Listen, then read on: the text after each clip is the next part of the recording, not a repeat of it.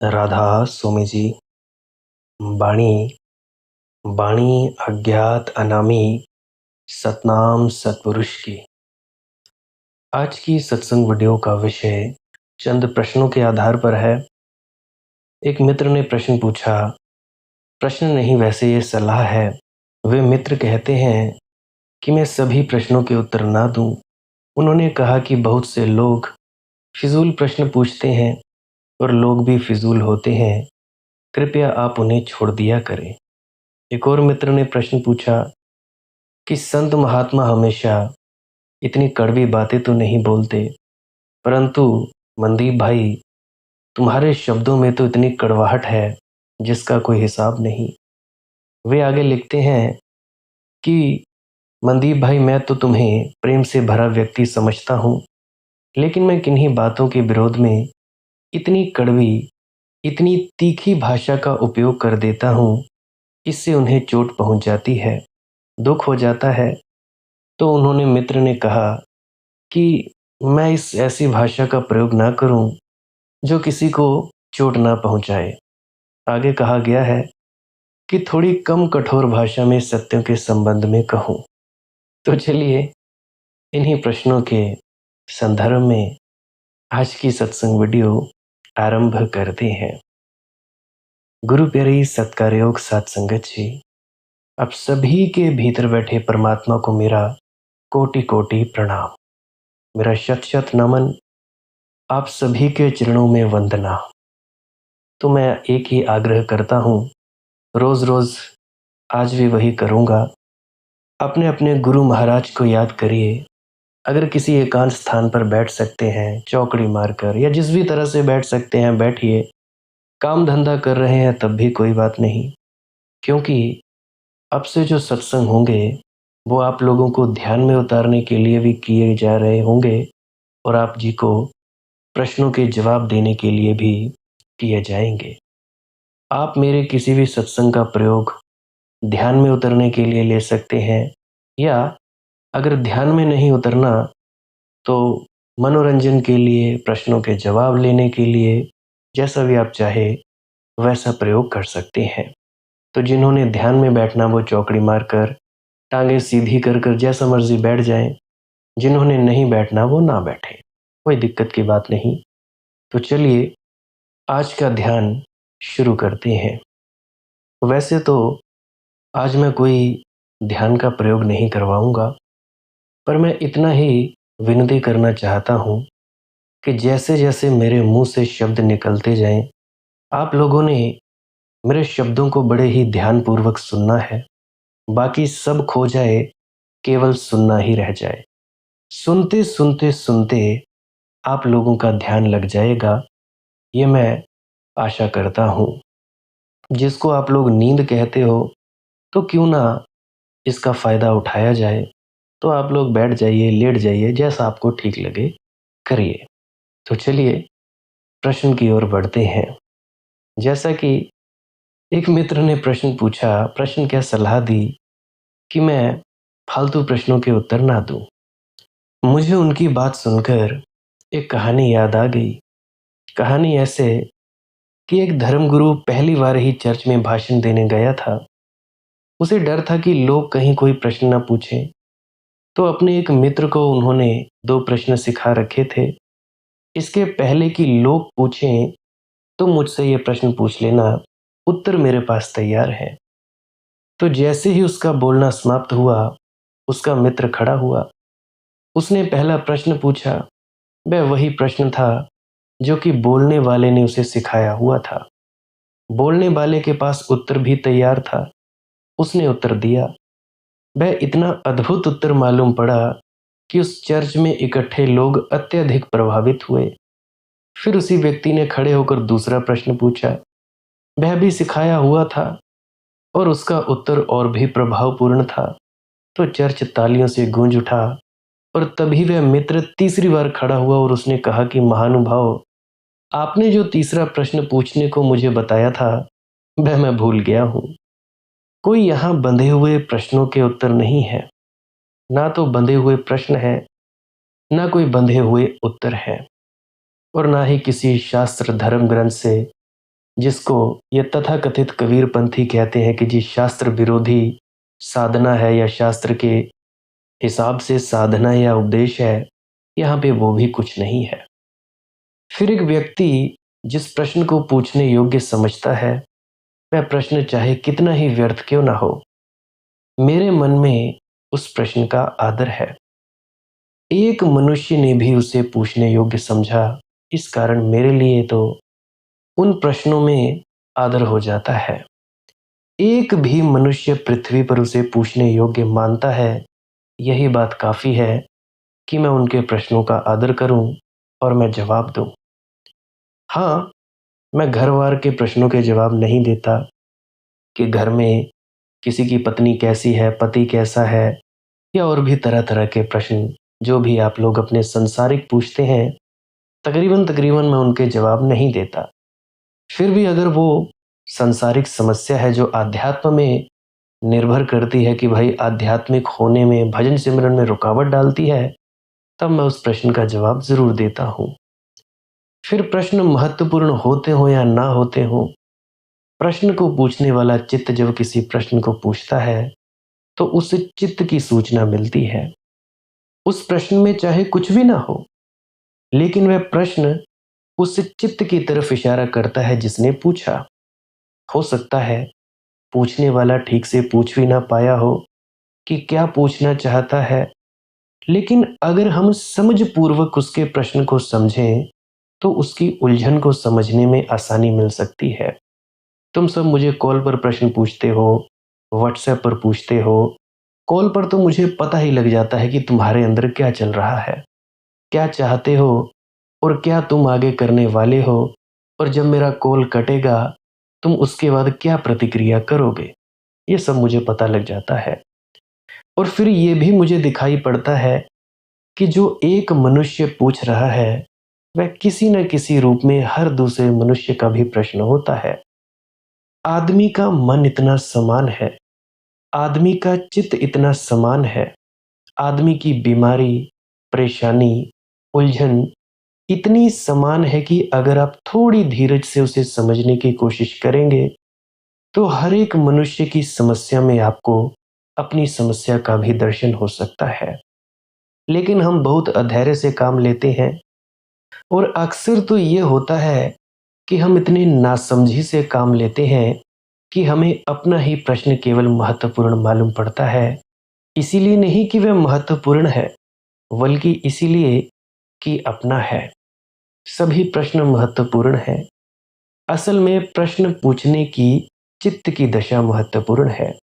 आप लोग मेरे पास आते हो, कुछ लोग रोते हैं, कुछ लोग हंसते हैं, कुछ लोग मुझे गालियाँ निकालते हैं, कुछ लोग मुझे कठोर शब्द बोलते हैं। तो इन सब बातों से आप लोगों के चित्त की दशा का मुझे पता लगता है, और जब मुझे आपकी चित्त की दशा का पता लगता है, तो मैं समझ जाता हूँ कि अगर आप लोगों का चित्त ऐसा है, तो न जाने कितने ही ऐसे लोगों का चित्त ऐसा होगा जो आप लोगों का है। परंतु पता ज़रूर लग जाता है। क्या सोचोगे, क्या तुम लोग करते हो, क्या खाते हो, पीते हो, मुझसे तुम लोग झूठ बोलते हो या सच बोलते हो, सब जानता हूँ। ये मत सोचा करो कि मनदीप को पता नहीं लगता। तुम लोग अपने आप को चालाक समझते हो कि चलो जी इससे ये पूछ लें, हम ये बात कर दें या वो कर दें, मनदीप को पता नहीं लगेगा। तो याद रखना, जिसके सिर पर उसके सद्गुरु का हाथ होता है, वो कभी धोखा नहीं खा सकता। हाँ, संसार में तुम मुझे धन के नाम पर धोखा दे सकते हो, मुझे लूट सकते हो या मुझे और भी तरह से बेवकूफ़ बना सकते हो। परंतु जिस प्रकार से तुम बात करते हो, उससे तुम लोगों के रुग्ण चित्त की दशा का या स्वस्थ चित्त की दशा का पता लग जाता है। सोच विचार से भरी हुई है तुम लोगों की चित्त की दशा। व्यक्ति सोच रहा है, विचार कर रहा है, उसके सोच विचार में हमें सहयोगी होना है, इसीलिए मैं उत्तर दे रहा हूँ। इसीलिए नहीं कि मेरे उत्तर आप लोग स्वीकार कर लें, मैं केवल साथी होना चाहता हूँ आपके चिंतन में। आपने एक प्रश्न पूछा है, तो इसीलिए उत्तर नहीं दे रहा हूं कि मेरा उत्तर ही आपका उत्तर हो जाना चाहिए, बल्कि केवल इसीलिए कि मैं भी आपके चिंतन की प्रक्रिया में साथी और मित्र हो सकूं। आप सोच रहे हैं, मैं भी साथ दे सकूं। हो सकता है वह प्रश्न महत्वपूर्ण ना भी हो, लेकिन सोचने की प्रक्रिया शुरू हो जाए तो वह आपको महत्वपूर्ण प्रश्नों और महत्वपूर्ण उत्तरों पर ले जा सकती है। इसलिए प्रार्थना करूंगा, आप लोगों का प्रश्न हो या ना हो, किसी का भी हो, उसे सहानुभूति से समझने की कोशिश करनी चाहिए। और मैं तो कोशिश करता ही हूँ, क्योंकि उससे आप लोगों का जो चित्त है वो खुला होगा, मन आपका खुल जाएगा, स्वीकार करने के लिए आप लोग तैयार हो जाओगे। अब आप लोगों के मन में प्रश्न आ सकता है कि अगर मनदीप जानता है कि हम पूछने क्या वाले हैं, तो ये हमसे क्यों पूछता है कि मेरे लायक क्या सेवा है, आप क्या आपकी समस्या है। ये मैं इसीलिए करता हूँ ताकि एक कन्वर्सेशन बन सके, बातचीत हो सके। अगर मैं ही सब कुछ बोलता चला जाऊं तो हो सकता है आप लोगों के अहंकार को चोट पहुंचे, और उस चोट की वजह से आपका जो मूल सीखने का सिद्धांत है वो खो जाएगा। इसलिए आप लोगों से सीधा पूछता हूं कि बताइए भाई, आपकी क्या समस्या है। आप लोग मुझे बताते हो, हालांकि जानता जरूर हूं कि आप क्या पूछने वाले हो। आपके हेलो बोलने से, राधा स्वामी बोलने से या प्रणाम बोलने से पता लग जाता है कि आपकी चित्त की दशा क्या है। आपकी आवाज के कंपन से ही पता लग जाता है कि आपको क्या समस्या है। शारीरिक समस्या है, मानसिक समस्या है, आध्यात्मिक समस्या है। आवाज मात्र से ही पता लग जाता है। तो आप लोग पूछा करें जो भी आपकी आध्यात्मिक समस्याएं हैं। हाँ, बाकी सृष्टि के कानूनों में मैं दखल-अंदाज़ी नहीं देता और ना ही देना चाहता हूँ। किसी का बच्चा मर गया, उसके लिए मैं सहानुभूति कभी-कभी देता हूँ और कभी-कभी नहीं देता हूँ। वो मालिक की मौज है, वो मेरे अंदर कैसा स्वभाव उस वक़्त डालता है। और ऐसा नहीं है कि मेरी कोई आप लोगों से ख़ास दुश्मनी होती है या मित्रता होती है। आप लोगों के कर्म ही मेरे मुँह के द्वारा, परमात्मा के द्वारा वो बुलवाए जाते हैं शब्द। जैसे आपके कर्म, वैसी ही परमात्मा प्रेरणा देता है और मेरे मुख का उपयोग करके वो आप लोगों में उन शब्दों को डाल देता है। तो ये भी मत सोचना कि मनदीप बहुत बड़ा है या करने वाला है। मुझसे ज़्यादा अज्ञानी कोई भी नहीं है। इस बात का प्रमाण प्रमाण ये है कि मैं एक रेत के कण तक को नहीं जानता कि कैसे बना। बस यही प्रमाण है कि मैं अज्ञानी हूँ। हाँ, आप लोग अपना मान-सम्मान, इज़्ज़त देने के लिए कुछ भी कह सकते हो, परंतु वो आपकी अपनी निजी इच्छा है, निजी मौज है। परंतु मैं किसी से नहीं कहता कि मैं ये हूँ या मैं वो हूँ, और मुझे कोई इससे लेना-देना भी नहीं है। शरीर मिला है, कुछ चंद वर्षों के लिए मिला है, पता नहीं कब चला जाए। 26 साल तक जी गया हूँ, आगे कोई पता नहीं। क्या पता सत्संग करते-करते ही चले जाएँ, किसे क्या पता? क्योंकि शरीर में कब प्राण निकाल ले वो परमात्मा, वो विराट, किसे कोई भी नहीं पता। तो इसीलिए आप सभी प्रश्न पूछते रहें और आपकी अपनी-अपनी मौज है।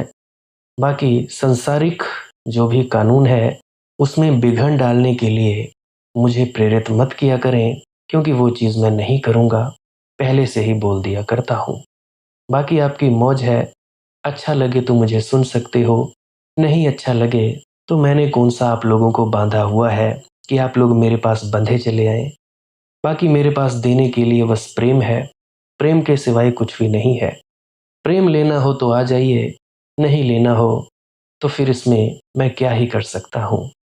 तो उसके बाद मैं अगले प्रश्न की ओर बढ़ रहा हूँ।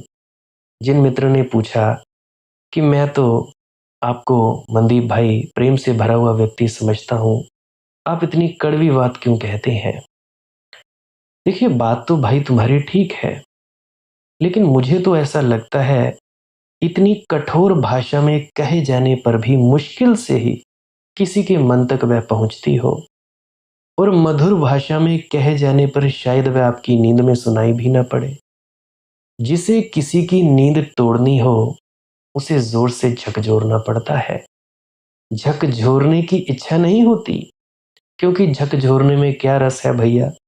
लेकिन नींद तोड़ना बिना झकझोरे संभव नहीं होता।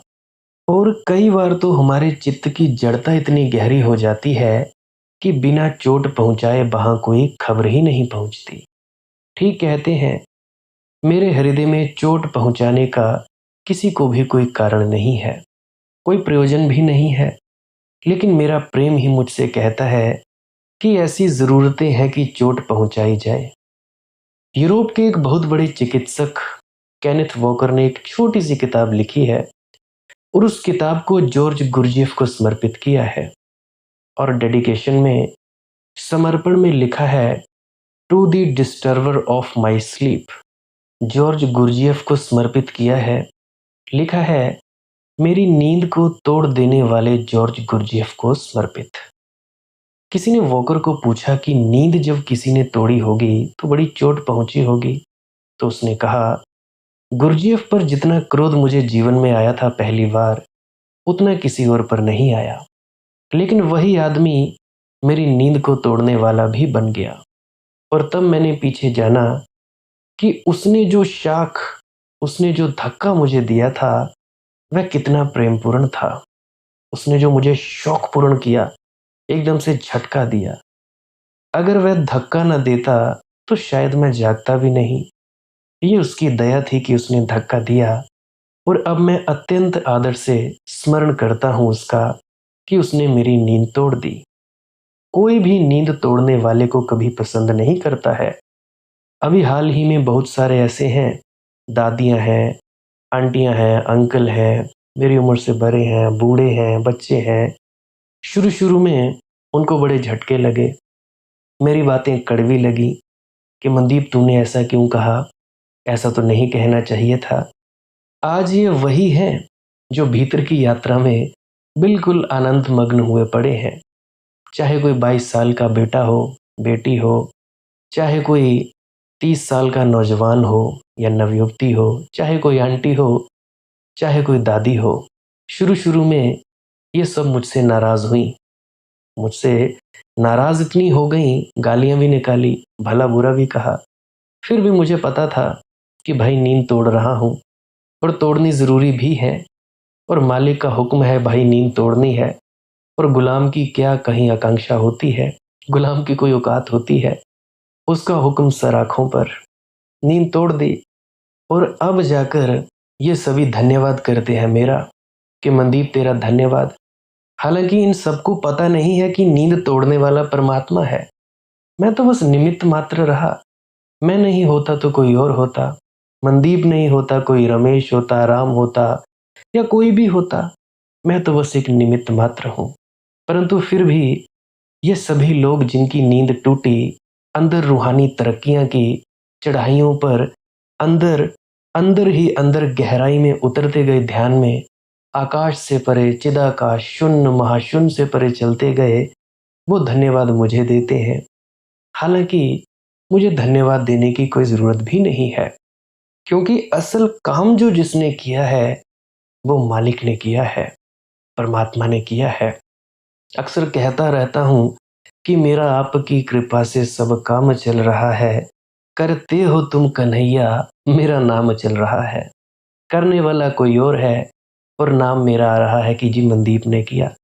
पर मनदीप तो जानता है ना कि उसने क्या किया।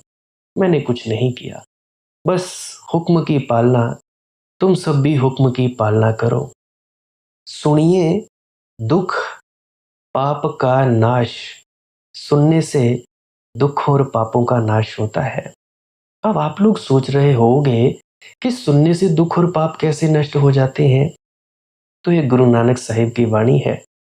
सुनिए, दुख पाप का नाश। अब अगर आप लोग केवल सुनते ही रहोगे, चाहे गुरबाणी को सुनो, सुनते सुनते सुनते आप लोगों के भीतर समझ-बूझ पैदा होगी। चाहे सत्संग सुन रहे हो या ब्रह्म वाक्य, वेद वाक्य या कोई श्रुतियाँ सुन रहे हो, सुनते-सुनते तुम्हारा माथा ठनकेगा, विवेक पैदा होगा और तुम लोग फिर किसी संत महात्मा की खोज करोगे। करते करते तुम भीतर जाते जाओगे, भीतर चले जाओगे, फिर पाप और दुख का तो नाश हो ही जाएगा। सुनिए, दुख पाप का नाश। इसीलिए नामदान के बाद सत्संग सुनना भी बड़ा ही जरूरी है। उसके बाद एक और मुझे वचन याद आते हैं, हुक्मे मनिए पाइए, कि यानी हुक्म को मानना है, फिर तुम लोग जो चाहते हो वो पालोगे। अब ये हुक्म क्या है? हुक्म है, जो होवा होवत सो जाने, यानी जो होना है होकर ही रहेगा। उसको ये मत कहो कि भाई ये नहीं होना चाहिए था जी, ये हो गया जी। बच्चा मर गया है, नहीं मरना चाहिए जी। ये है हुक्म, जो होना है होकर ही रहेगा। अब परमात्मा का हुक्म तो दूर छोड़ो, गुरु का हुक्म क्या है? तुम्हारे गुरु ने तुम लोगों को क्या हुक्म दिया है? यही हुक्म दिया है भजन सिमरन का, बिना नागा भजन सिमरन का, ध्यान में उतरने का। तो जब उन्होंने हुक्म दिया है भजन सिमरन का, तो बिना सोचे समझे बस बैठ जाओ। सोच विचार का तो वक्त उस वक्त था जब नामदान के पहले या गुरु दीक्षा के पहले तुमने गुरु बनाना था। अगर गुरु बना लिया, चाहे चोर है, उचक्का है, लंगड़ा है, लूला है, काला है, गोरा है, जैसा भी है गुरु, गुरु ने तुम लोगों को मार्ग बता दिया। अब तुम लोगों का फर्ज है कि गुरु के बताए गए मार्ग पर चलना। हुक्म मनिए पाइए। हुक्म क्या है? रोज बैठना ही बैठना है, चाहे कुछ भी हो जाए। फिर इससे आता है समर्पण। समर्पण क्या? गुरु ने कह दिया आकाश काला है तो भाई काला है, लाल है तो लाल है। ये मैं तब की बात कह रहा हूं जब गुरु बना लिया, जब तुम लोग समर्पित हो गए, तब की बात कह रहा हूं। गुरु बनाने से पहले की बात नहीं। गुरु बनाने से पहले तुम जैसे मर्जी ठोक बजा के गुरु से प्रश्न करो, हाँ जी ये हो गया जी, वो हो गया जी, ऐसा क्यों वैसा क्यों, जैसा मर्जी तुम लोग चाहते हो अपने गुरु से सवालात करो। परंतु जब खोजबीन समाप्त हुई, गुरु बना लिया, फिर तो गुरु ने अगर मिट्टी खाने को भी कहा है तो भाई खा लो। पता नहीं उसमें कौन सी रजा और भाना छिपा है। गुरु ने कह दिया कि इस कुएं में छलांग लगा दो तो भाई लगा दो। ये मैं अपनी आप बीती सुना रहा हूं, क्योंकि मुझे तो भाई गुरु के हुक्म से ही मिला।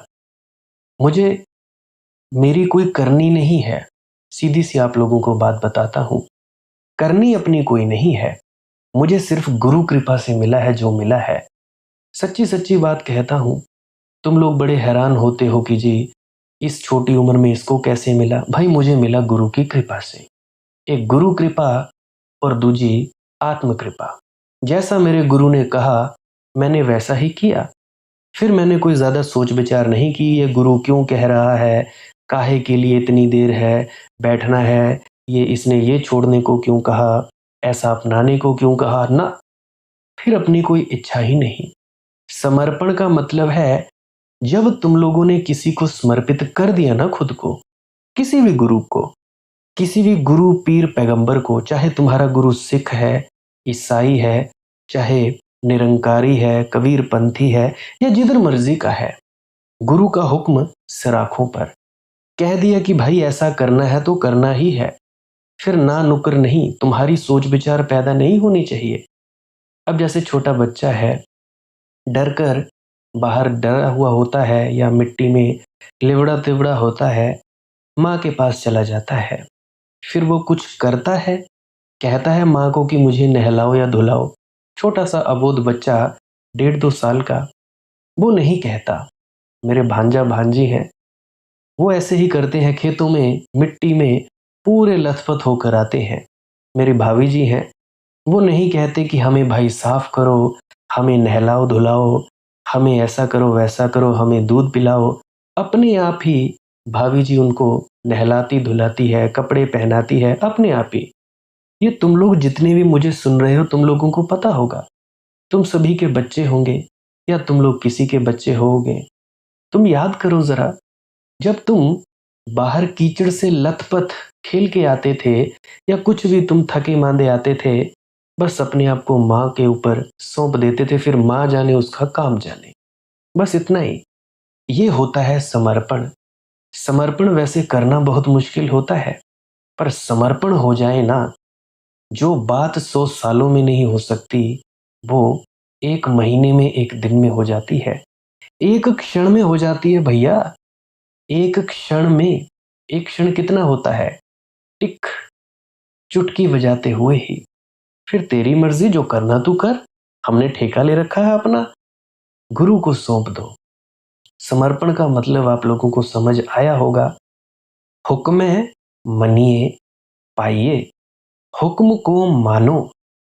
फिर गुरु के आगे प्रश्न मत करो कि जी ऐसा हुआ जी, बाबा जी हमसे भजन नहीं होता, आप करवाएं जी, बाबा जी डर लगता है, बाबा जी हमारा मन तंग करता है। ना, बिल्कुल नहीं। तुम बस बैठो, चौकड़ी मार के बैठो, लेटे लेटे करो या टांगे सीधी करके करो, जैसा भी तुम सब करना चाहो कर सकते हो। फिर आनाकानी नहीं, कोई जरूरत नहीं। फिर मन लगे ना लगे, तुम लोगों ने ड्यूटी समझकर करना है, जो मर्जी समझकर करो। ये महाराज चरण सिंह जी के शब्द हैं। मतलब कि बैठो, मन अपने आप मानेगा, क्यों नहीं मानेगा भाई? तुम लोग जब पहली पहली बार शराब पीना या सिगरेट पीना शुरू की थी, मन मानता था? बिल्कुल नहीं मानता था।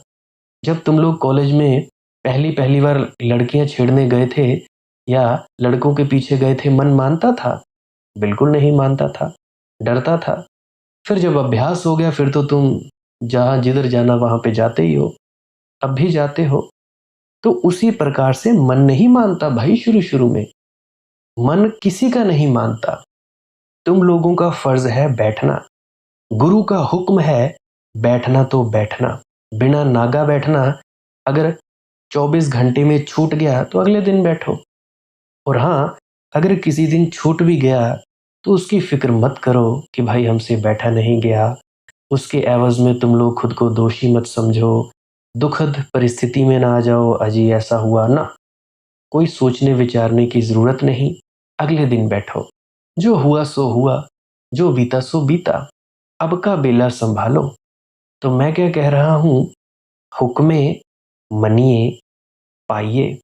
आप लोगों को बार बार चिताता हूं, हुक्म को मानो।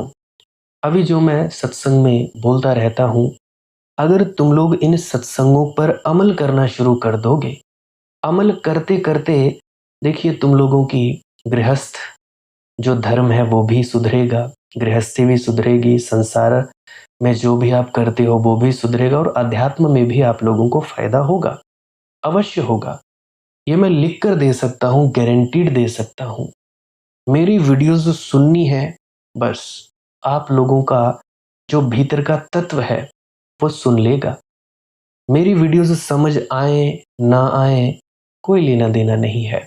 बस सुन लो, खाली सुन लो, और बुद्धि की कैची दूर कर दो। और जब भी भजन सिमरन में बैठो तो बस बैठो भैया, तो नींद इसीलिए टूटेगी। तो हुक्म है मनिए, पाइए। उसके बाद मैं बात कर रहा था कि कोई भी नींद तोड़ने वाले को कभी पसंद नहीं करता है। मुझे भी काफ़ी ज़्यादा लोग पसंद नहीं करते हैं, मैं जानता हूँ। आप सो रहे हो गहरी नींद में और सुबह 4 बजे कोई आपको जगाने लगे तो मन को बड़ा गुस्सा आता है। मुझे भी आता था, परंतु अब तो नींद ही कुछ अलग ढंग की है मेरी। मन शायद नींद पसंद करता है। तो आप अगर उस जगाने वाले को कहें कि इस तरह जगाएं कि मुझे धक्का ना लगे, मेरी नींद खराब ना हो, इस तरह जगाएं, तो वह कहेगा फिर जगाना नहीं हो सकता।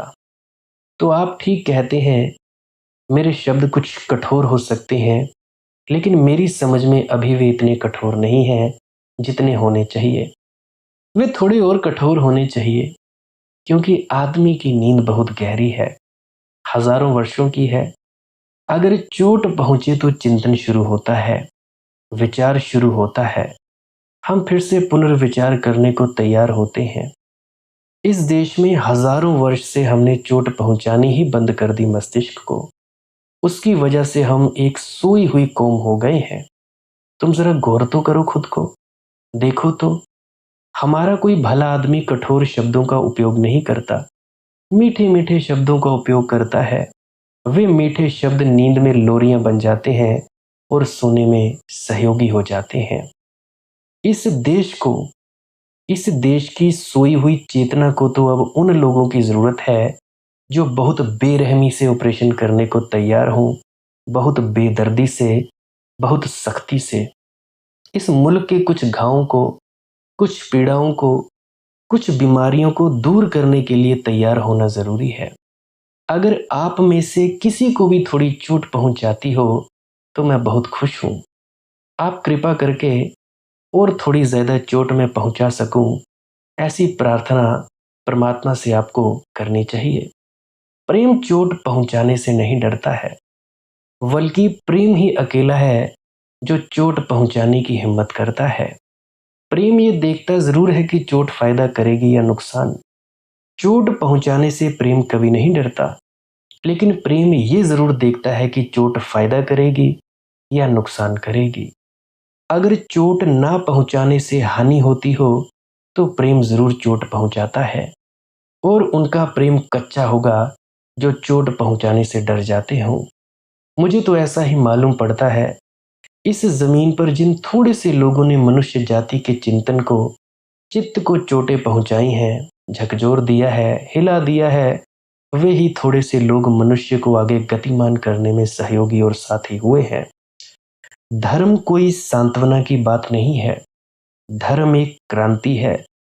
धर्म एक कंसोलेशन नहीं है, एक रेवोल्यूशन है। और हम सारे लोग तो धर्म मंदिरों में, सन्यासियों और साधुओं के पास सत्संग में सांत्वना पाने के लिए जाते हैं। मेरे पास भी तुम लोग सांत्वना पाने के लिए आते हो। वहां तो हम जाते हैं हमारी नींद और अच्छी तरह से आए, इसकी वे कोई दवा दे दे, हम संतोष से भर जाएं, इसकी कोशिश करें।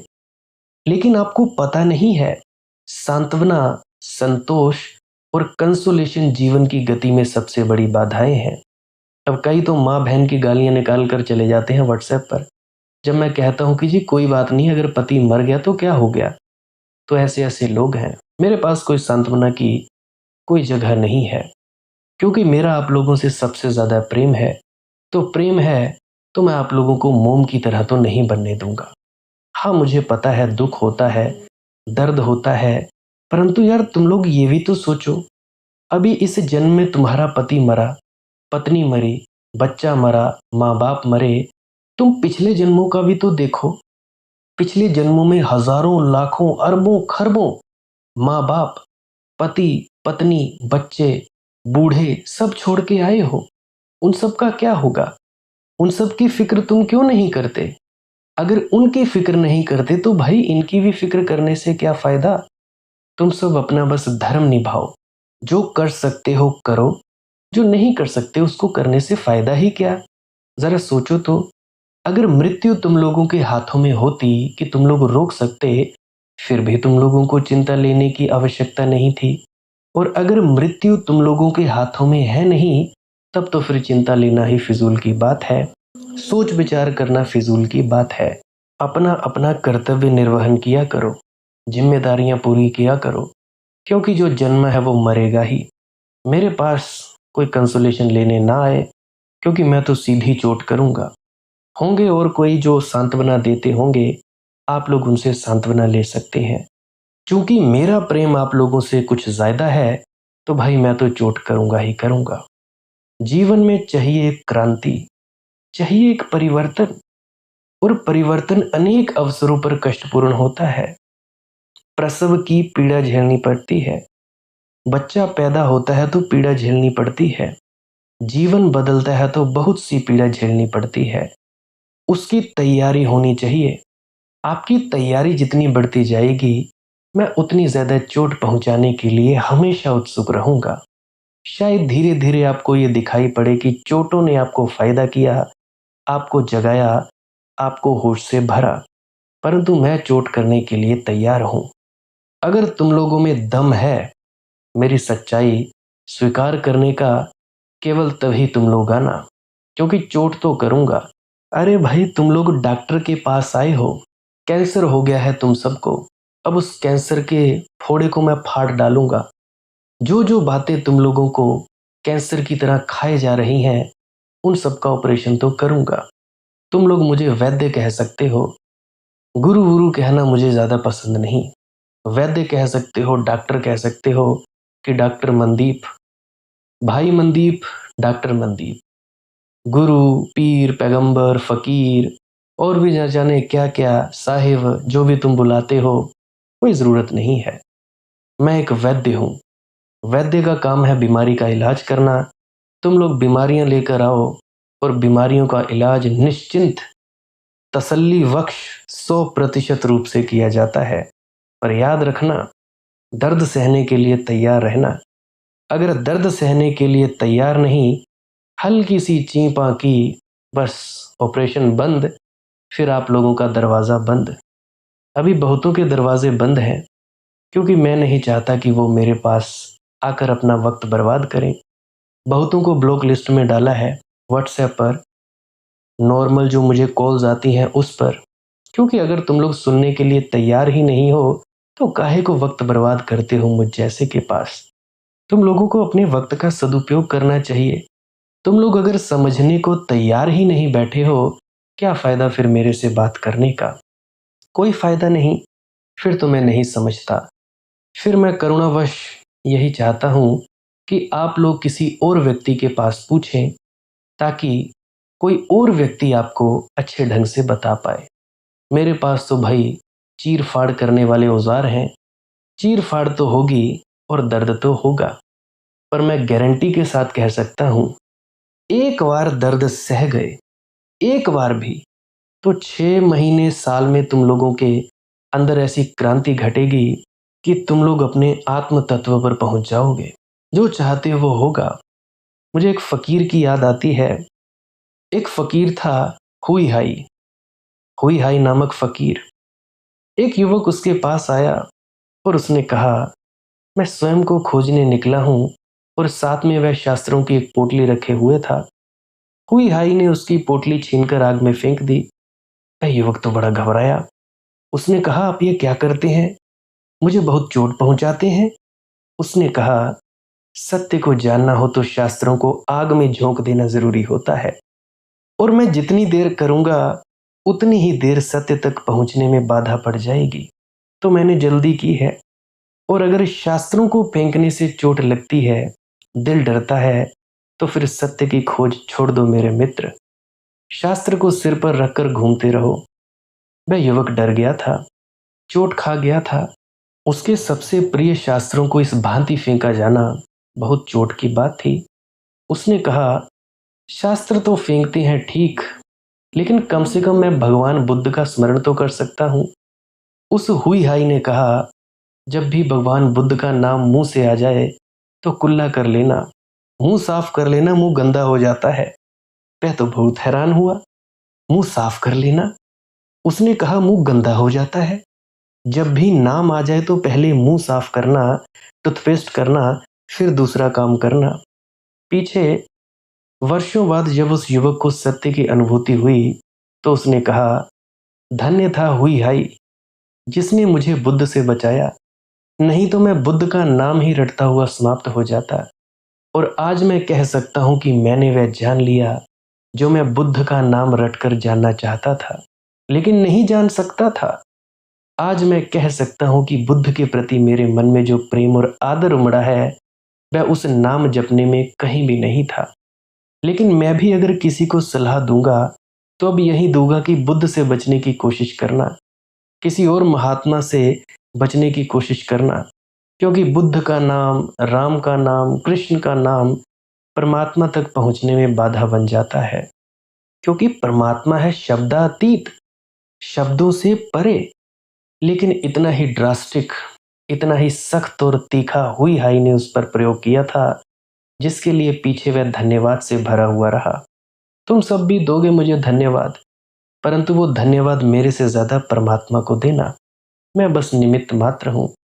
बांसुरी खाली होती है, उसके भीतर जो साज छेड़ने वाला होता है, फूंक मारने वाला होता है, वो साजी होता है, वो कोई और होता है।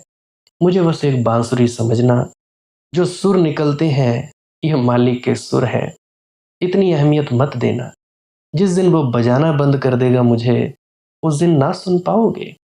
मुझे एक और फकीर की याद आती है। एक फकीर था, एक रात एक मंदिर में ठहरा हुआ था। सर्द रात थी। मंदिर में वह भीतर गया और बुद्ध की एक प्रतिमा लाकर, लकड़ी की प्रतिमा थी, उसने आग लगा ली और तापने लगा। पुजारी को आग जली दिखी आधी रात को। वह भागा हुआ अंदर आया कि क्या हुआ। वहां देखकर तो उसके होश उड़ गए। जिसको साधु समझकर मंदिर में ठहरा लिया था, भूल हो गई। वह आदमी तो बुद्ध की प्रतिमा जलाकर आंच ताप रहा था। उस पुजारी ने कहा, पागल हो, ये क्या करते हो? भगवान की मूर्ति जला रहे हो? वह फकीर बोला, भगवान? कैसा भगवान? तो वह फकीर पास ही पड़ी हुई लकड़ी उठाकर जो मूर्ति जल गई थी उसकी राख में कुछ टटोलने लगा। उस पुजारी ने पूछा, क्या खोजते हो? उसने कहा, भगवान की अस्थियां खोज रहा हूं। वह पुजारी बोला, निरे पागल हो, लकड़ी की मूर्ति में कहाँ अस्थियां? उस फकीर ने कहा, फिर रात अभी बहुत बाकी है और सर्दी भी बहुत है, एक मूर्ति और उठाकर लाओ। अंदर 3 मूर्तियां भी और रखी हैं, सुबह तक 3 मूर्तियां काम दे देंगी। वह जो पुजारी था बड़ा घबराया, लेकिन एक सत्य का उसे पहली दफा दर्शन हुआ। अगर लकड़ी की मूर्ति में अस्थियां नहीं होती, ये पागलपन है, तो लकड़ी की मूर्ति में भगवान कहाँ हो सकते हैं? वह भी पागलपन है। लेकिन इसे दिखाने को चोट बड़ी भारी करनी पड़ी। जो कौमें भयभीत हो जाती हैं चोट करने से भी, चिंतन के लिए भी चोट करने से वे कौमें मर जाती हैं। जो आदमी चिंतन के लिए भी भयभीत हो जाता है और नपीतुली बातें करने लगता है, घेरे के भीतर, मर्यादा में, उसके भीतर प्राणों की ऊर्जा ऊपर उठनी बंद हो जाती है। जिन्हें मार्ग तय करना है, उन्हें तो बहुत सी चोटों के लिए तैयार होना चाहिए। ये मन बहुत कमजोर है जो छोटी छोटी चोटों से इतना घबरा जाए।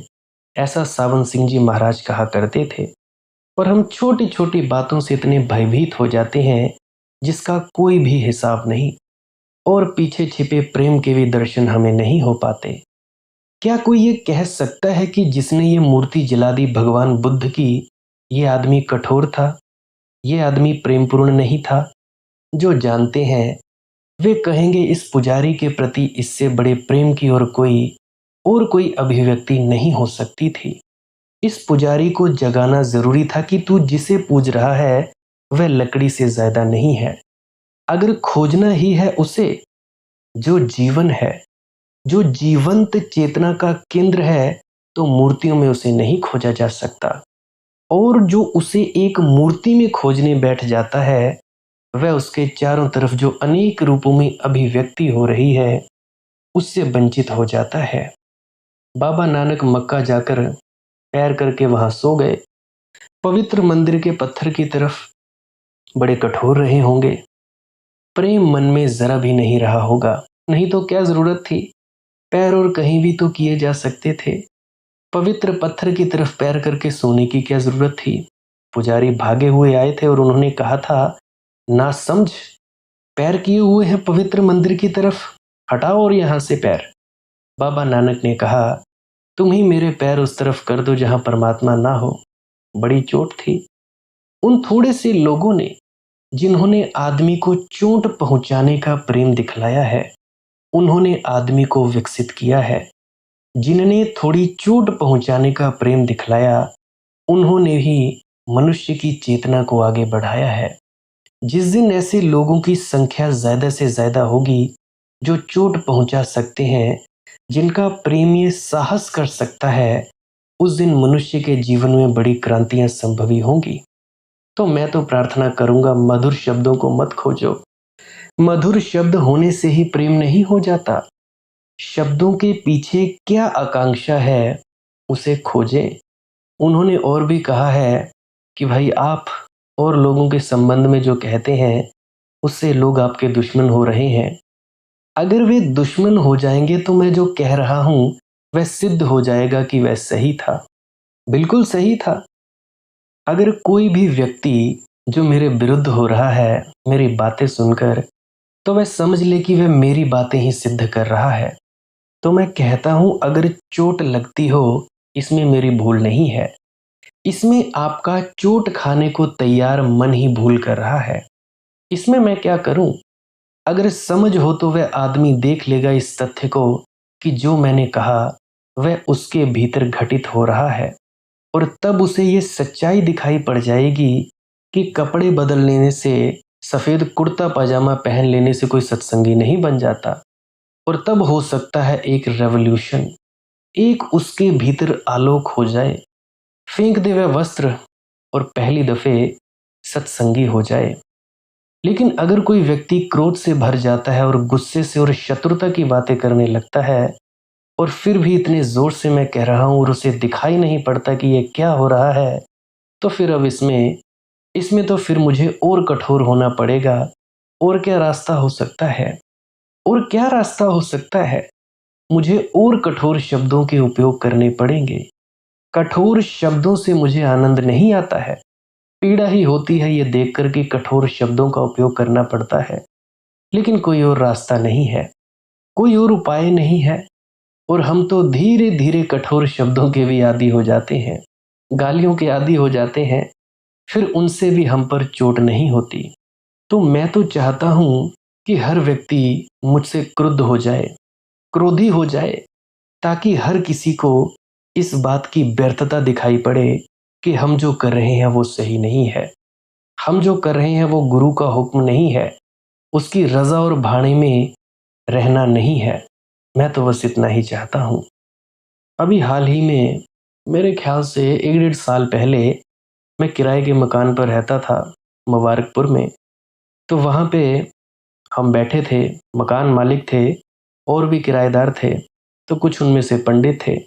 तो वहाँ पे मैं बोल रहा था, मैंने कहा कि पंडित के पास ज्ञान नहीं होता। तो उनमें से एक किराएदार थे, वो पंडित थे।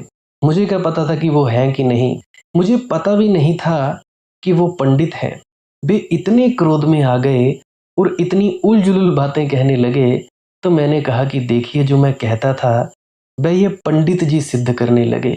यही तो मैं कह रहा था कि पंडित के पास ज्ञान नहीं होता, उसके पास ज्ञान की आंखें नहीं होती।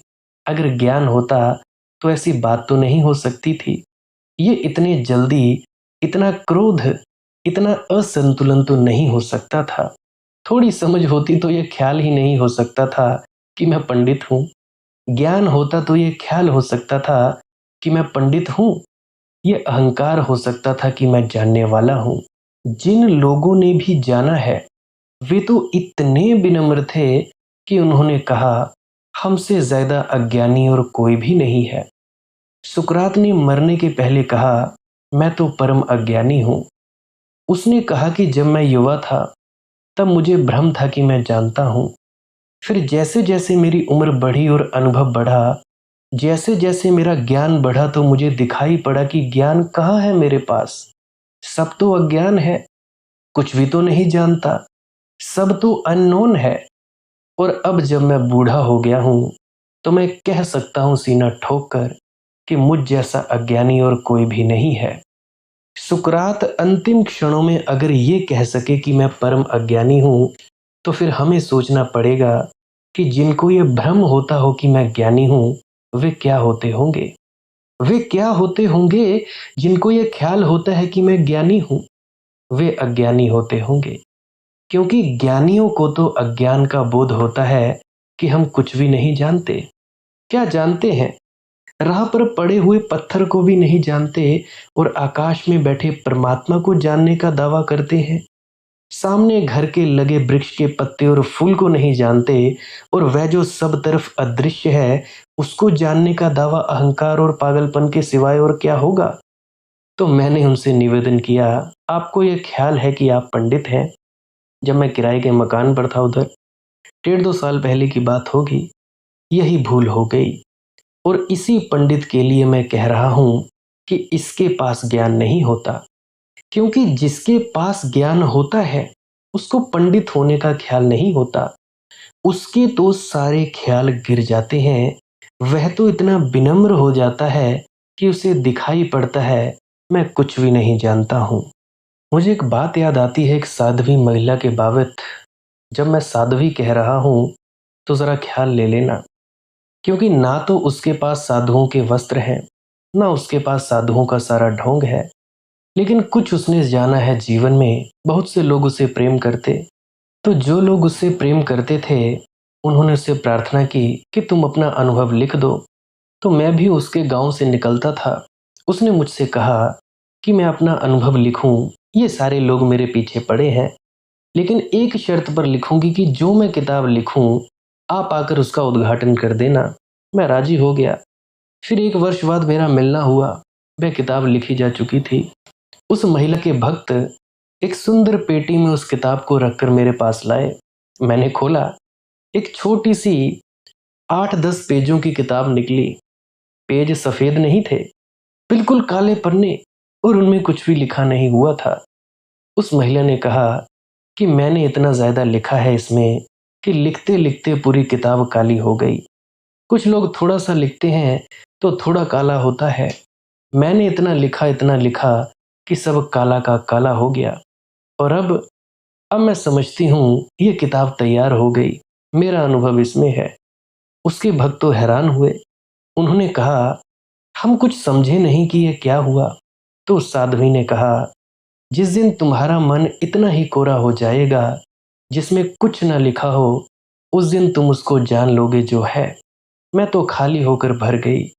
मैंने तो सब जानना छोड़ दिया और मैं जान गई। मैंने तो सब ज्ञान भुला दिया और मैं ज्ञान को उपलब्ध हो गई। लेकिन जो मैंने जाना है उसे शब्दों में कहना अब संभव नहीं है, और शब्दों से उसे जाना भी नहीं है। निःशब्द में, मौन में उसे जाना है।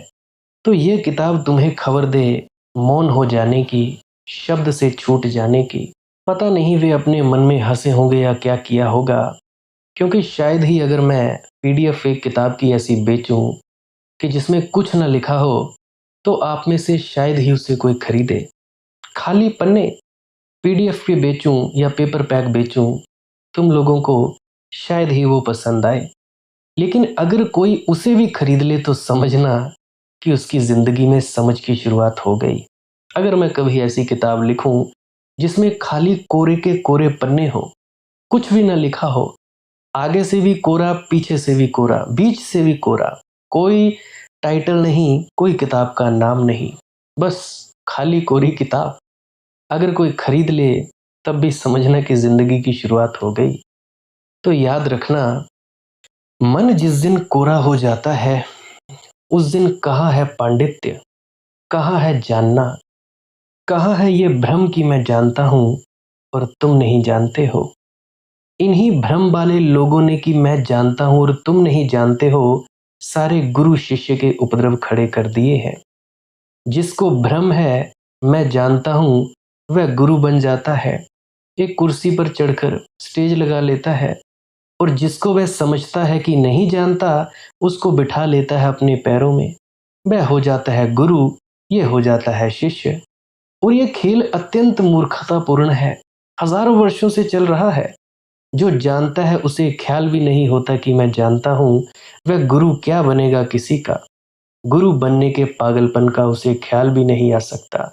तो मैं इधर कहना शुरू किया हूँ, आध्यात्मिक जीवन में सीखने वाले लोग तो होते हैं, लेकिन सिखाने वाले लोग नहीं होते। शिष्य तो होते हैं, लेकिन गुरु नहीं होते। क्योंकि गुरुओं को कोई ख्याल नहीं रह जाता कि मैं सिखाऊं, कि मैं सिखा सकता हूं, कि मैं किसी का गुरु हो सकता हूं। ये ख्याल, ये भ्रम हमारे अहंकार से ज्यादा नहीं है, और अहंकार को चोट लगती है। जब अहंकार को गिराने का कोई उपाय चलता है तो चोट लगती है। मैं तो सारी जो बातें कह रहा हूं, कर रहा हूं, इसी ख्याल में कि किसी भांति ये अहंकार हमारा टूट जाए, ये ख्याल हमारा टूट जाए कि हम जानते हैं, ये ख्याल हमारा टूट जाए कि मैं सन्यासी हूं, मैं सत्संगी हूं, मैं गैर सत्संगी हूं, ये ख्याल हमारा टूट जाए कि मैं कुछ हूं। तो शायद शायद हम उसे जान लें जो कि हम हैं, शायद उसे पहचान लें जो कि सब में है। लेकिन जब तक हमें ये कुछ होने का ख्याल है, ये समबड़ी होने का, और इससे कोई फर्क नहीं पड़ता ये कुछ होने का ख्याल किस कारण है। एक आदमी एक बड़ी कुर्सी पर बैठ जाता है तो उसे ख्याल होता है मैं कुछ हूँ। एक आदमी सफेद कपड़े पहन लेता है तो उसे ख्याल होता है कि मैं कुछ हूँ। एक आदमी दिल्ली पहुंच जाता है, वह सोचता है मैं कुछ हूँ। एक आदमी प्रधान की कुर्सी पर बैठ जाता है और कुछ धन कमा लेता है और सोचता है मैं कुछ हूँ। एक आदमी 2-2 3-3 घंटे भजन सिमरन करने के बाद कोई रिद्धि सिद्धि प्राप्त कर लेता है, शक्ति प्राप्त कर लेता है और सोचता है मैं कुछ हूँ। एक आदमी धन छोड़ देता है और सोच लेता है कि मैं कुछ हूँ।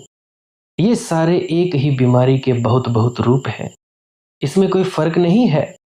जब तक आदमी सोचता है मैं कुछ हूँ, चाहे वह सोचता हो मैं सत्संगी, मैं राधा स्वामी, मैं नामदानी, मैं कुछ और, मैं फलां, मैं ढिकां, चाहे वह सोचता है मैं नेता हूँ, चाहे वह सोचता हो मैं गुरु हूँ, चाहे वह सोचता हो मैं त्यागी हूँ, व्रती हूँ, इससे कोई फर्क नहीं पड़ता। ये एक ही बीमारी की अलग अलग शक्लें हैं। बीमारी ये है कि मैं कुछ हूँ, और जहाँ ये ख्याल है कि मैं कुछ हूँ, वहाँ चोट लगती है। क्योंकि जैसे ही कोई दिखाने की कोशिश करेगा कि नहीं, आप तो कुछ भी नहीं है, तो चोट पहुँचती है, तो घबराहट होती है। एक फ़कीर के बारे में मुझे याद आती है, उसके बाद वाणी को विराम दूँगा। एक फ़कीर था इब्राहिम, जब फ़कीर नहीं हुआ था तो एक नगर का राजा था। एक रात अपने बिस्तर पर सोया था। ऐसा लगा कि छत पर कोई चलता है ऊपर, तो उसने चिल्लाकर पूछा कौन है? ऊपर से आवाज आई कि जी मेरा ऊंट खो गया है, उसे मैं खोजता हूँ। अजीब पागल आदमी था कोई। उस राजा ने कहा पागल हो गए हो? क्या छतों पर ऊंट खोया करते हैं? यहाँ ऊंट खोजने का क्या मतलब? छतों पर कहीं ऊंट खोते हैं? तो उस आदमी ने कहा अगर छतों पर ऊंट खोजने से नहीं मिलेंगे तो सिंहासनों पर भी आनंद खोजने से नहीं मिलेगा। सिंहासनों पर आनंद भी नहीं खोया है। राजा उठा और दौड़ा कि उसे पकड़वा लें। कौन आदमी है जी? लेकिन वह नहीं मिल सका। दूसरे दिन राजा रात भर सोचता रहा कि बात उसने क्या कही है। रात भर उसे ख्याल रहा छतों पर छतों पर नहीं मिल सकता है ऊंट, सिंहासनों पर सत्य नहीं मिल सकता। सिंहासन भी छत ही है। चाहे वे सिंहासन किसी तरह के हों, चाहे वे सन्यासी होने के हों, साधु होने के हों, गुरु होने के हों, चेले होने के हों, फलां के हों, ढिकां के हों, राजनीतिज्ञ के हों या किसी तरह के सिंहासन हो, उन पर सत्य मिल सकेगा? वह भी सोचता रहा। लेकिन सुबह जब वह दरबार में गया, उदास और चिंतित था। बैठा ही था जाकर कि एक एक अक्खड़ आदमी अंदर घुसता चला आया।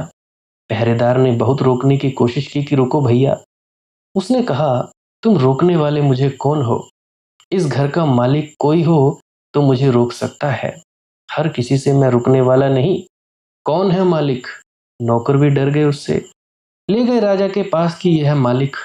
उस आदमी ने कहा मैं इसको मालिक नहीं मान सकता, और राजा से पूछा कि मैं इस सराय में रुकना चाहता हूँ, 2-4 दिन ठहर सकता हूँ क्या?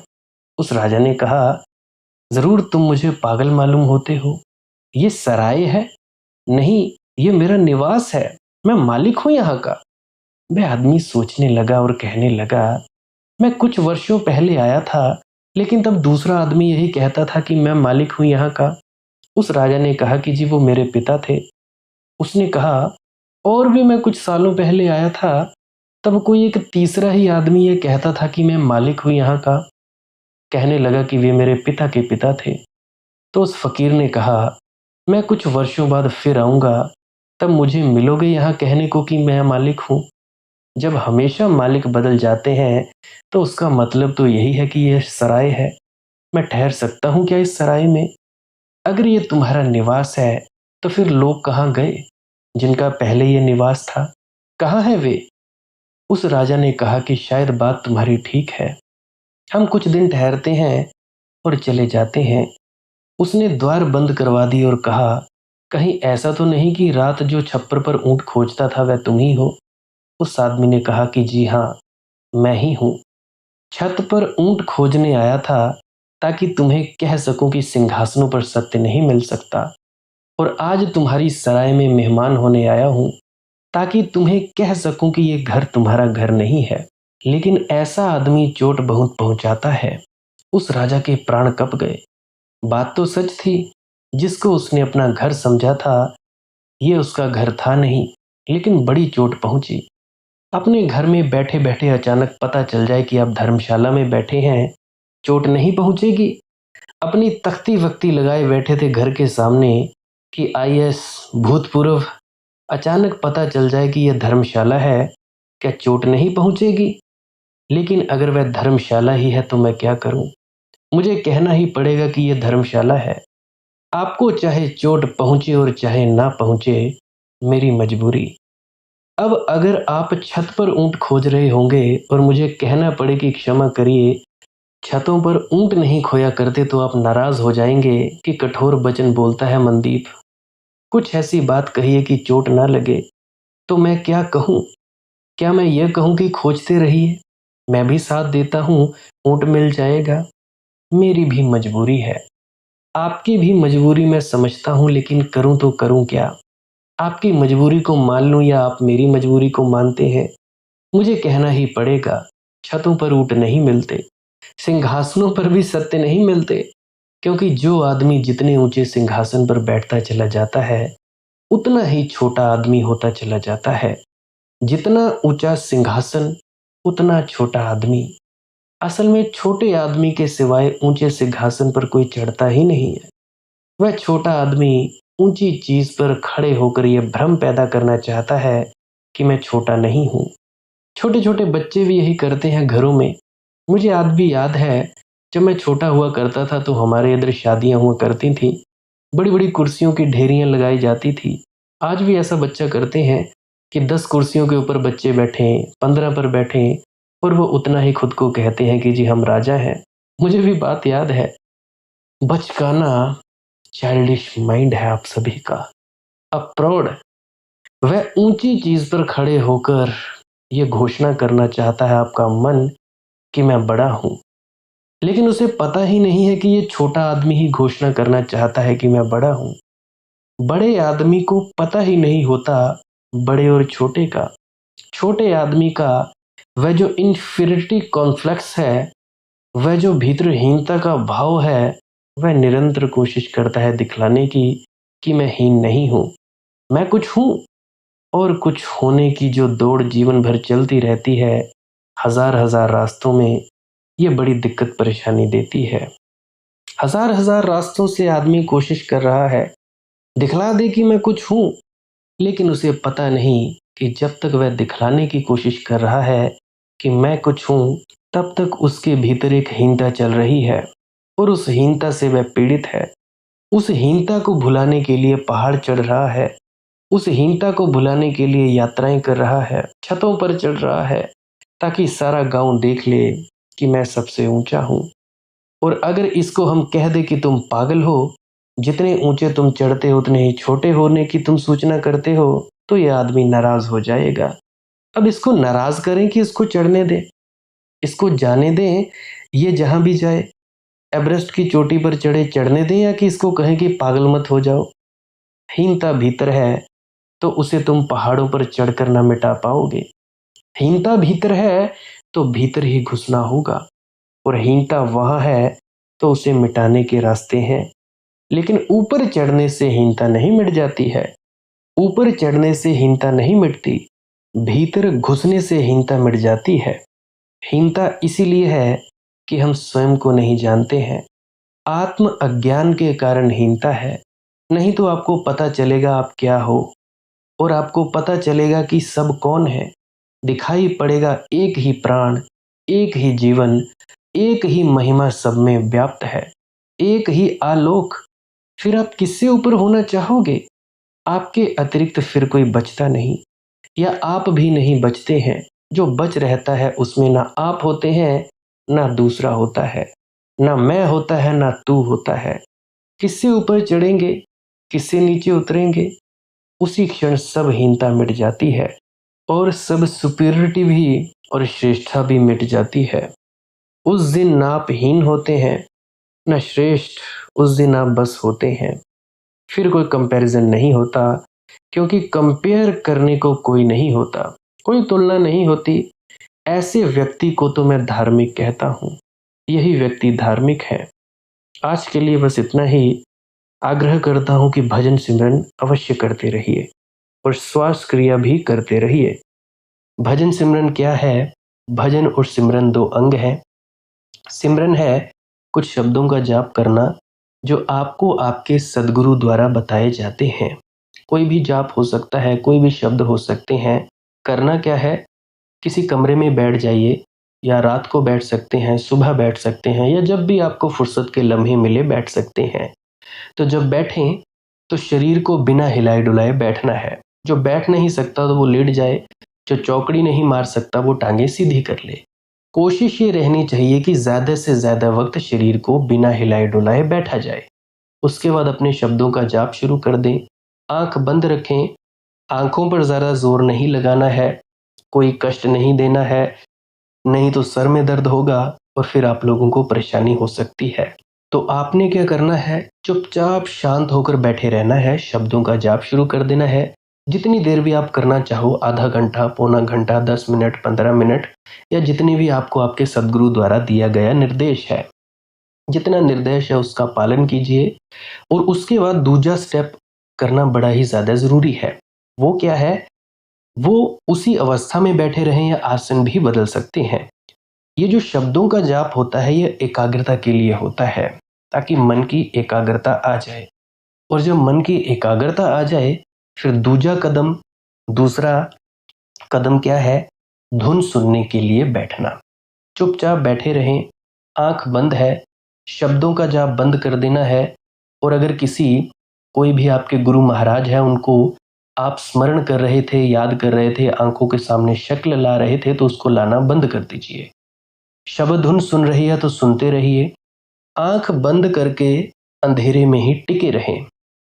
टिके रहना है और ये इच्छा नहीं करनी है कि कुछ दिखे, कहीं पहुंचा जाए, परमात्मा को पाना है, ये करना है, वो करना है। याद रखें, ना कुछ समझना है, ना कुछ देखना है। ऐसे ही अज्ञानी होकर इसी अंधेरे में पड़े रहें। इसी अंधेरे में पड़े रहना है बस। उसके बाद जो होगा सो होगा। और अगर कोई अनुभव हो भी गया तो इससे ये नहीं कि अगली बार फिर से कामना करनी है कि ये वैसे ही हो।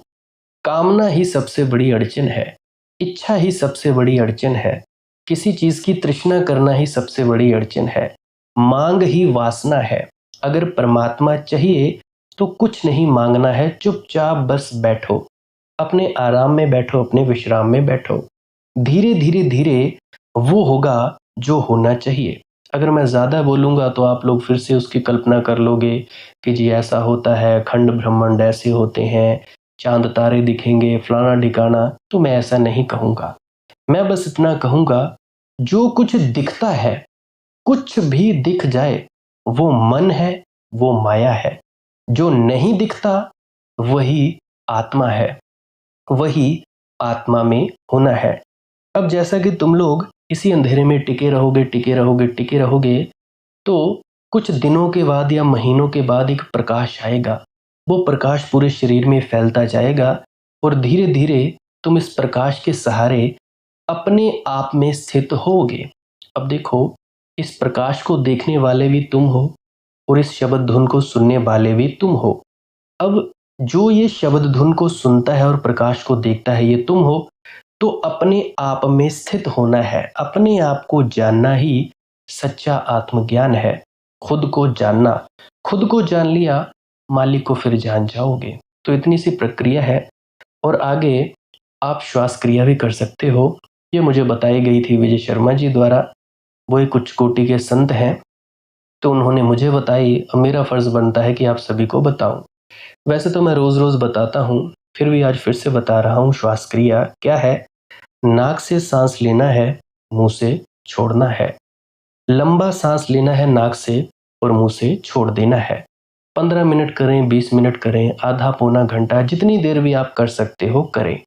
करने के बाद करना कुछ नहीं है, चुपचाप आंख बंद करके बैठ जाना है। लेट सकते हो तो लेट सकते हैं, वो आपकी अपनी इच्छा है। नींद आ जाए तो सो जाना है, तो शरीर को कष्ट नहीं देना है। अगर सर घूमे घूमने देना है, अगर आपका शरीर कांपे तो कांपने देना है। उसकी आपने दिक्कत, परेशानी और चिंता नहीं लेनी है, ये सब होता ही है। और मरने से डर लगे तब भी नहीं डरना है, ये होता ही है। क्या कहा मैंने, 15 से 20 मिनट कर सकते हैं, उसके बाद चुपचाप बैठें और अपने भीतर अपने आप उतर जाओगे। ठीक है जी। प्रेग्नेंट लेडीज़ बिल्कुल ना करें, जिनको दिल की बीमारी है या गोलियाँ वगैरह खाते हैं वो भी बिल्कुल ना करें, और बाकी सब कर सकते हैं। जिनको नींद नहीं आती वो अवश्य करें, और जिनको थोड़ा डिप्रेशन रहता है वो भी अवश्य करें, और जिनके बच्चे थोड़े पढ़ाई में कमज़ोर हैं वो भी ज़रूर करें। बाकी आपकी मौज है, करना हो करिए, नहीं तो आपकी अपनी अपनी इच्छा है। और ध्यान दें, जब सिमरन करें तो उसके बाद सीधा भजन पे बैठें, और जब ये श्वास क्रिया करें तो इसके बाद सीधा भजन के लिए बैठें। अलग अलग प्रक्रियाएं हैं, एकाग्रता के लिए है श्वास क्रिया और एकाग्रता के लिए ही है भजन सिमरन। सिमरन भी एकाग्रता के लिए और श्वास क्रिया भी एकाग्रता के लिए। ठीक है, मिक्स नहीं करना है, अलग अलग करिए। अगर श्वास क्रिया करी तो उसके बाद सीधा धुन सुनने पर बैठें। अगर सिमरन के शब्दों का जाप किया उसके बाद फिर से धुन सुनने पर बैठें। बाकी आपकी अपनी मौज है, जो आपको रुचे वो कर सकते हो। अगर धुन सुनने लगे तो धुन सुनने पर ही डायरेक्ट बैठा जाए, परंतु श्वास क्रिया मत छोड़ना, क्योंकि श्वास क्रिया करने से शारीरिक, मानसिक और आध्यात्मिक लाभ मिलता है। तो बाकी आप कीजिए, आपकी मौज है। और कोई प्रश्न है तो कमेंट सेक्शन में पूछ सकते हैं, या इंस्टाग्राम, टेलीग्राम, फेसबुक पे सर्च करें मालिक की मौज सत्संग, तो वहाँ पे पूछ सकते हैं। प्रश्न पूछने से पहले एक विनती, आप लोग पुरानी सत्संग वीडियोस को अवश्य सुनिए। क्या पता आपके प्रश्नों के जवाब मिल जाएं और आप अपने भीतर ध्यान में उतर जाएं। बाकी आपकी अपनी मौज है। लाइक कर सकते हैं इस वीडियो को अगर आपको कुछ सीखने को मिला है, और कमेंट सेक्शन में राधा स्वामी ज़रूर लिखें। सब्सक्राइब कर सकते हैं इस चैनल को अगर रोज़ रोज़ नए नए सत्संग सुनना चाहते हैं। और बाकी आप सत्संग लगा के छोड़ दीजिए, और बस छोड़ दीजिए, सुनते सुनते आप ध्यान में प्रवेश करेंगे या तो आप जी सो जाएंगे। तो आपकी मौज है। बाकी आप लोग अगर शेयर करना चाहो अपने मित्रों तक तो कर सकते हैं, नहीं तो मालिक की मौज है, कोई चक्कर नहीं है। आप मुझे इतने अंत तक सुनते हो, इतने अंत तक सुनने के लिए आपका बहुत बहुत शुक्रिया, बहुत बहुत धन्यवाद। और मुबारक हो आप लोगों ने जो आनंद प्राप्त किया। अब मैं अपने गुरु महाराज को प्रणाम करता हूँ, आप सभी के भीतर बैठे परमात्मा को भी प्रणाम करता हूँ। मेरा प्रणाम स्वीकार करें। राधा स्वामी जी।